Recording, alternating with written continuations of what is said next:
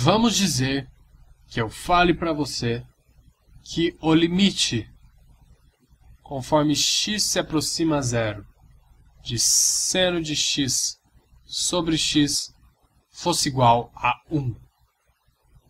Bem, eu estou olhando aqui para essa função, eu não consigo ver uma maneira de eu manipular ela para fazer alguma forma algébrica interessante de conseguir chegar ao valor 1. Então você me pergunta, por que, Douglas? Por que o limite conforme x chega a zero de seno de x sobre x se aproxima a 1?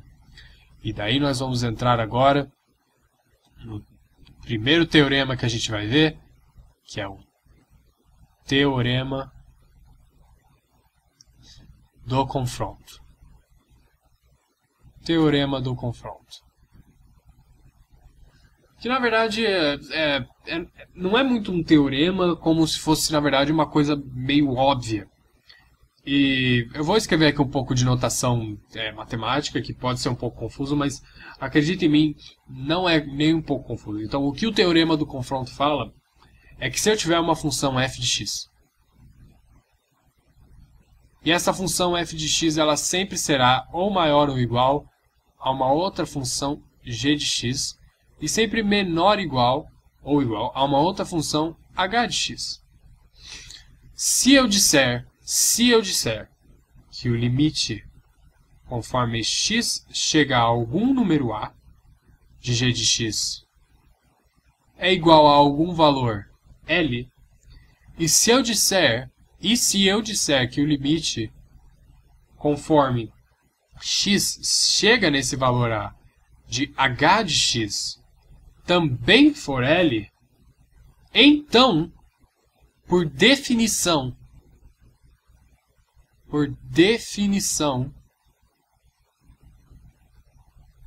o limite, deu um pau aqui no computador, o limite conforme x se aproxima de A, de f de x, será L. Fascinante. Mas você está vendo aí limites f de x, L, f, e, g, h, e pode estar um pouco confuso, mas não é confuso, na verdade é bem óbvio o que esse teorema do confronto está querendo dizer.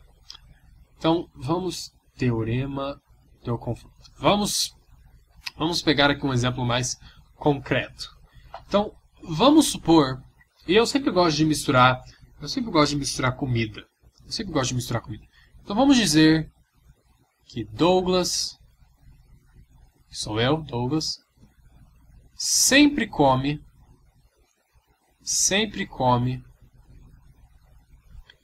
mais que Migo. Migo é o meu cachorro.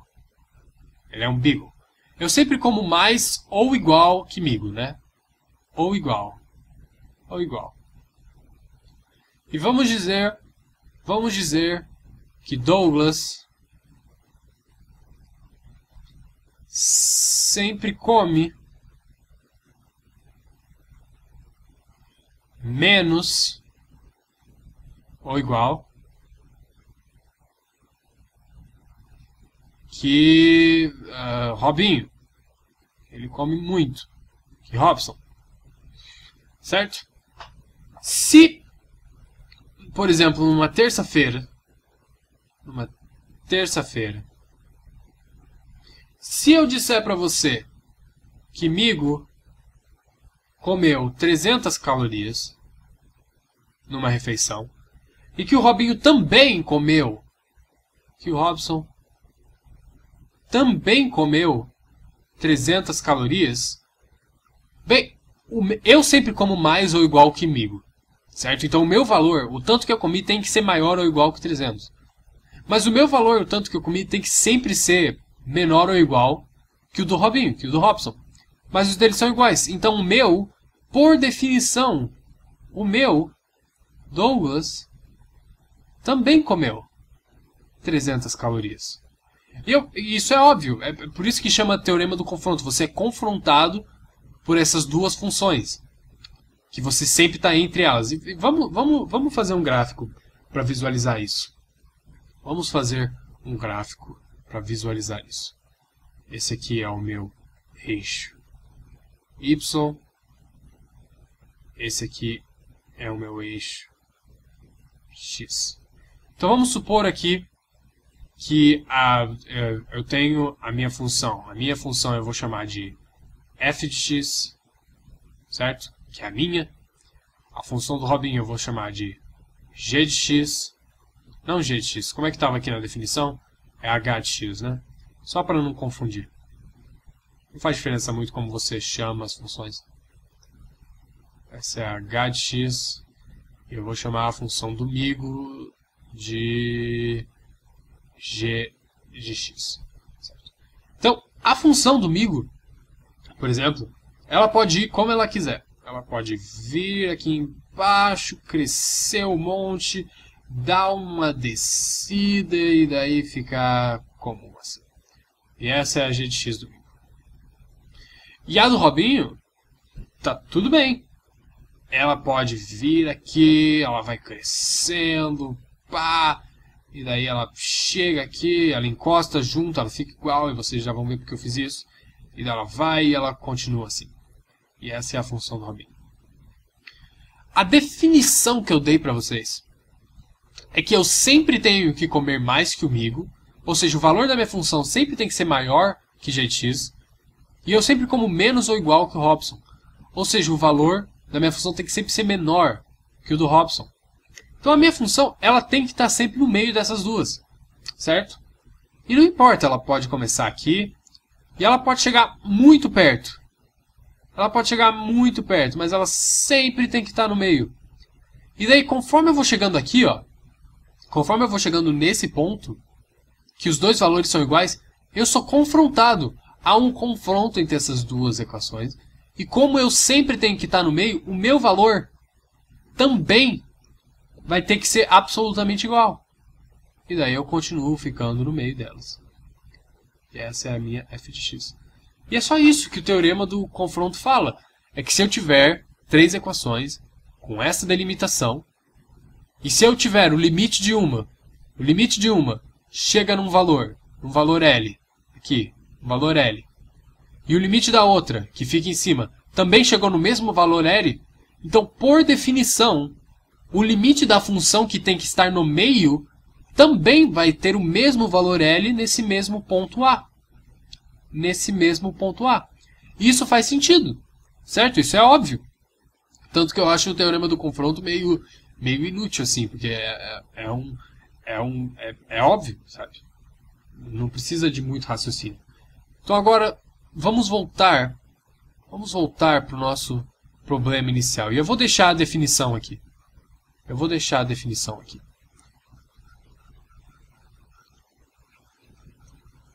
Vamos voltar para o nosso problema inicial. Que eu disse para vocês que o limite, conforme x chega a zero, de seno de x sobre x é igual a 1. E por que isso? Bem, vamos ver aqui a nossa unidade de círculo. E deixa eu ver se eu tenho aqui alguma coisa. Será que tem? Não, não tem, né? Tudo bem. Eu queria ver se tinha algum instrumento para fazer um círculo, que eu queria fazer isso bem bonitinho. Mas tudo bem, a gente consegue. Vou fazer ele bem grande. Opa, bati aqui. Vamos supor que eu tenho... Não, isso é um círculo horrível. Vamos ver... Ok, tá indo bem. Okay. Bem, isso é o melhor que eu vou conseguir fazer. Certo, então esse é o nosso círculo de unidade que a gente sempre usa nas fórmulas trigonométricas. Aqui a gente tem o eixo dos senos. Aqui a gente tem o eixo dos cossenos. Nossa, ficou muito feio. Vamos de novo. Aqui a gente tem o eixo dos senos. Eu usei aqui um instrumentinho para fazer bem bonito. E aqui a gente tem... Nossa senhora! Aqui a gente tem... Isso. O eixo dos cossenos, tá? E a gente sabe que a definição do círculo de unidade é que ele possui raio 1. Aqui é 1, aqui é menos 1, aqui é menos 1, aqui é 1. Certo. É essa distância.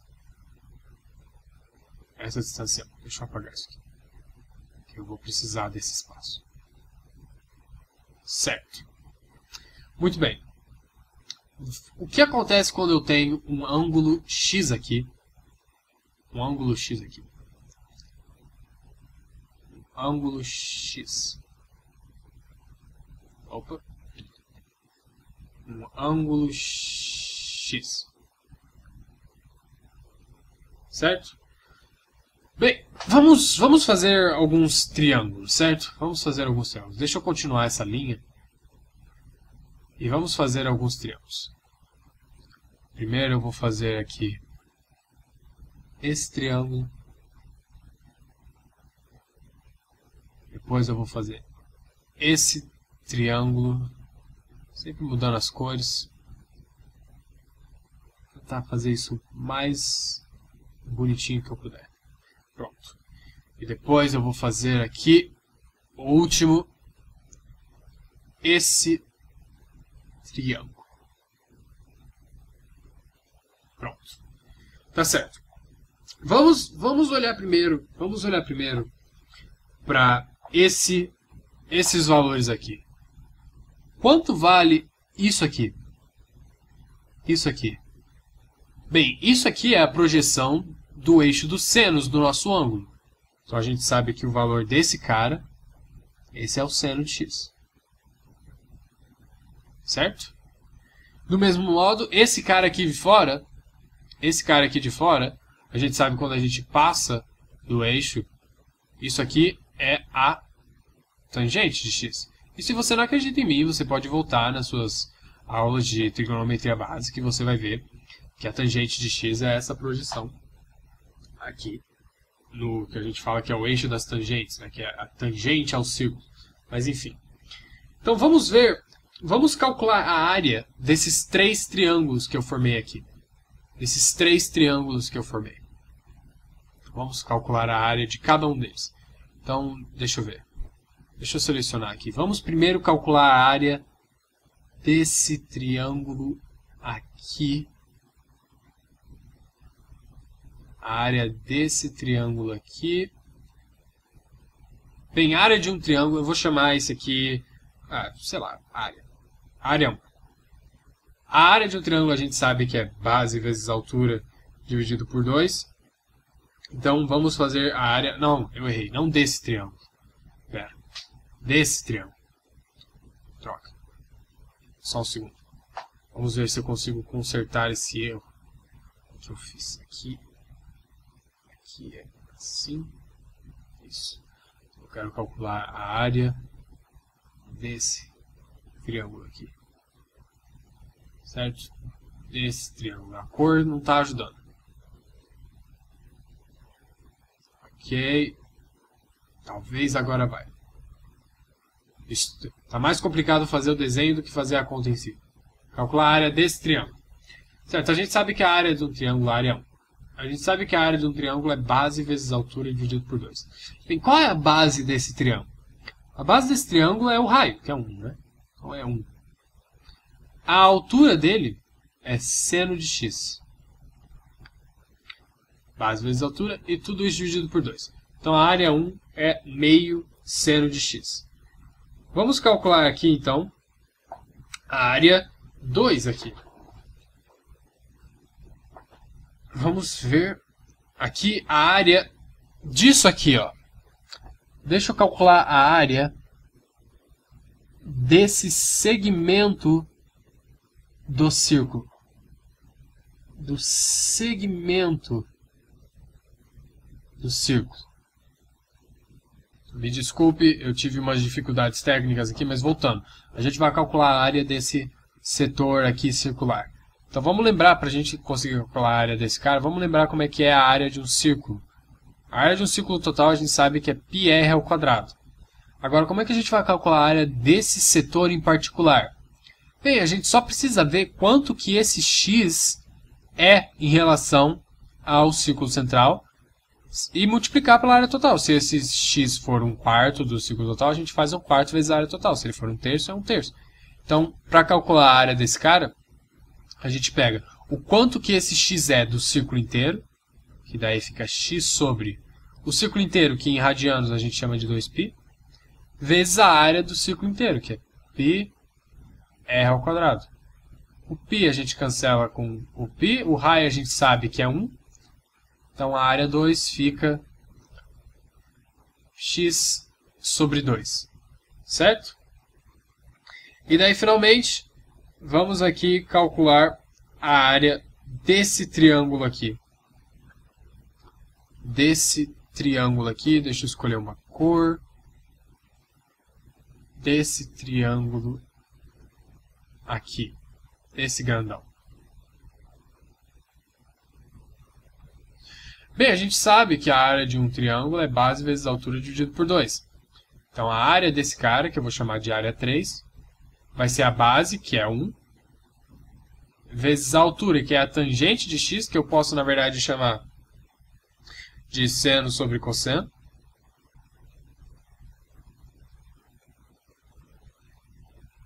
Tudo isso sobre 2. Na verdade, ao invés de seno sobre cosseno, eu vou chamar de tangente mesmo. Vai ser mais fácil eu explicar daí. Desculpa, deu outro erro. Eu não sei o que está acontecendo com o meu bagulho de gravar. Mas enfim, a gente ficou com 1 vezes a tangente sobre 2. Então a gente fica com a tangente sobre 2. E essas são as nossas 3 áreas. Agora, o que a gente consegue ver sobre essas 3 áreas? O que a gente consegue ver sobre essas 3 áreas? Essa área 1, a gente consegue ver que ela é a menor de todas, certo? Essa área 1 aqui, ó, vou pintar ela. Essa área 1, ela é a menor de todas, certo? Então eu posso dizer aqui que seno de x sobre 2, ele é menor que a nossa área 2. A nossa área 2 ela é um pouquinho maior, ó. Ela tem esse pedaço aqui a mais.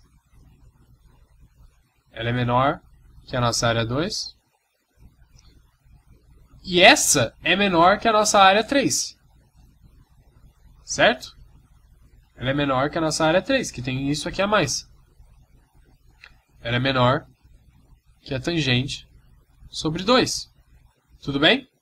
Isso aqui a gente está falando tudo no primeiro quadrante, certo? Então, eu acho que seria mais inteligente a gente deixar isso bem claro. A gente está falando do primeiro quadrante. Quando você quer falar do primeiro quadrante, é só você deixar tudo com módulo, que daí fica claro que você está falando do valor absoluto. Né? Tudo fica no primeiro quadrante, as coisas ficam mais fáceis. Então agora vamos voltar para o nosso problema original. Finalmente, depois de toda essa explicação complexa, vamos voltar para o nosso problema original, que era que o limite, conforme x se aproxima a zero, seno de x sobre x é igual a 1. Vamos ver essas nossas equações aqui.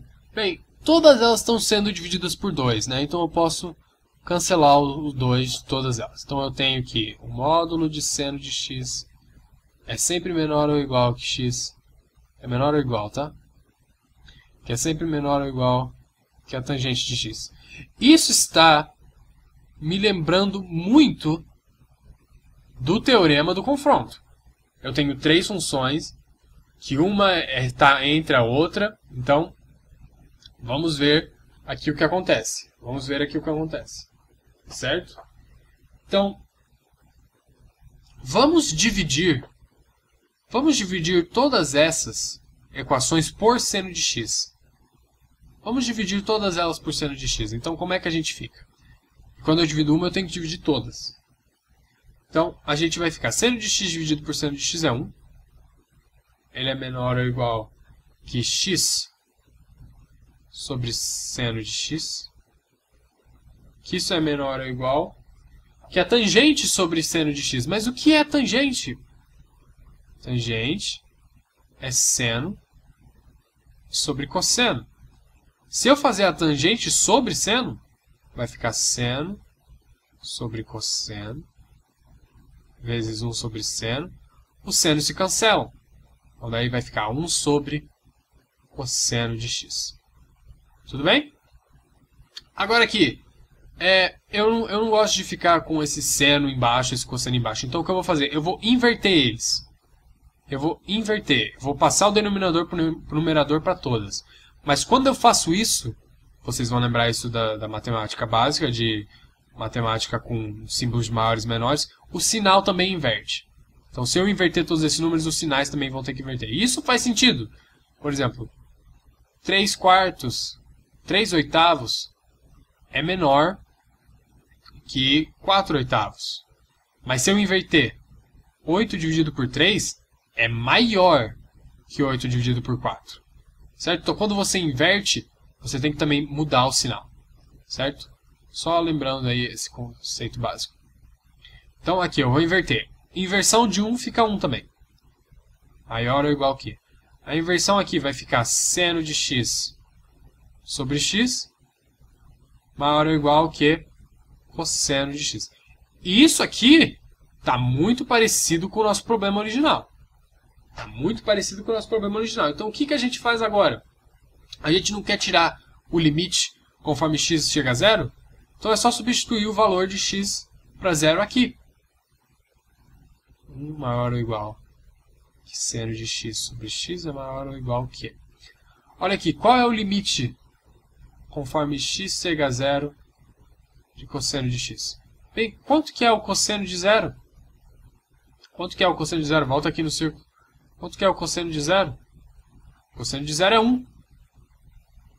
Então eu posso substituir aqui isso como 1. E olha só, nós temos aqui o teorema da confrontação. Eu tenho uma função, eu tenho um f de x, que ele é entre duas outras funções,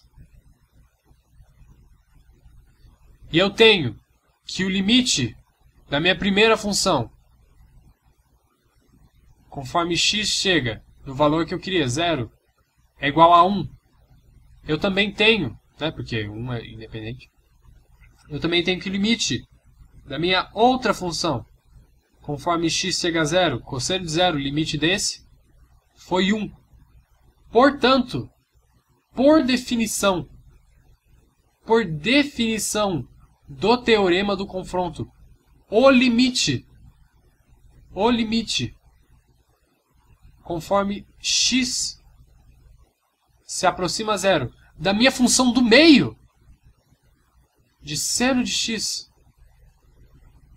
sobre x, também terá que ser igual. Então a gente descobriu, de uma forma indireta, um limite que, de outra forma, teria sido impossível para nós resolvermos. E a gente viu de uma maneira bem legal, usando o teorema do confronto ou da confrontação, seja lá como é que você quer chamar. Certo? Eu acho simplesmente isso algo bem legal. E é isso aí. Eu vou ver vocês na próxima apresentação. Que daí a gente faz mais alguns exemplos de limite. E daí a gente já começa a entrar mesmo em mais conteúdos que tem a ver com cálculo em si.